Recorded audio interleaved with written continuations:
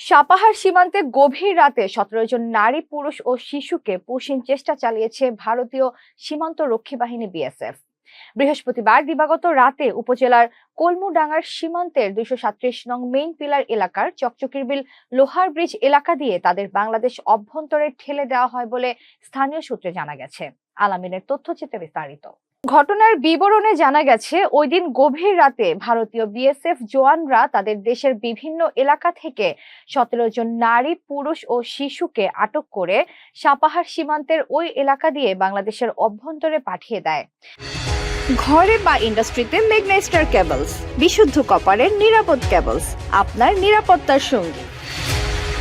রাতেই তারা বোরো ধানক্ষেতের মধ্য দিয়ে প্রায় ৭ কিলোমিটার পথ পায়ে হেঁটে শুক্রবার ভোরে কলমুডাঙ্গা চৌমোহনী এলাকায় এসে অবস্থান নেয়।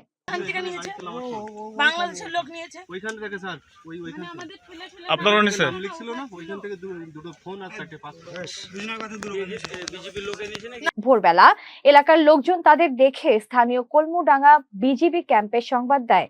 সংবাদ পেয়ে বিজিবি সদস্যরা ঘটনাস্থলে উপস্থিত হয়ে তাদের আটক করে সাথে সাথে তাদের পুশব্যাক করার উদ্দেশ্যে সীমান্তের ২৩৭ পিলার এলাকা জিরো লাইনে তাদের নিয়ে যায়। ইতোমধ্যেই ভারতীয় বিএসএফ সদস্যরা ঘটনাস্থলে এসে বিজেপি সদস্যদের পুশব্যাক প্রক্রিয়ায় বাধা প্রদান করে। HPL uPVC pipe and fittings, শক্ত, মজবুত ও দীর্ঘস্থায়ী, এক পাইপে জীবন পার।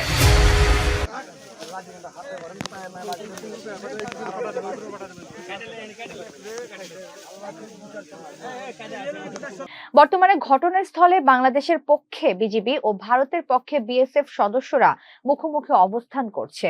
সীমান্তের জিরো ল্যান্ডে পুশিনের শিকার শিশু সহ ১০ জন নারী ও ৭ জন পুরুষ অপেক্ষায় রয়েছে। Naogaon ১৬ battalion CO lieutenant colonel Ariful Islam Masum ঘটনাস্থলে উপস্থিত রয়েছেন। শেষ পর্যন্ত তাদের কি করা হবে এমন প্রশ্ন সিও মহোদয়কে করলে সাংবাদিকদের কোনো প্রশ্নের উত্তর দেননি। এতক্ষণ আপনাদের সাথে ছিলাম তামান ইসলাম তন্নি। প্রতিদিনের নিউজ আপডেট পেতে আমাদের সাথেই থাকুন।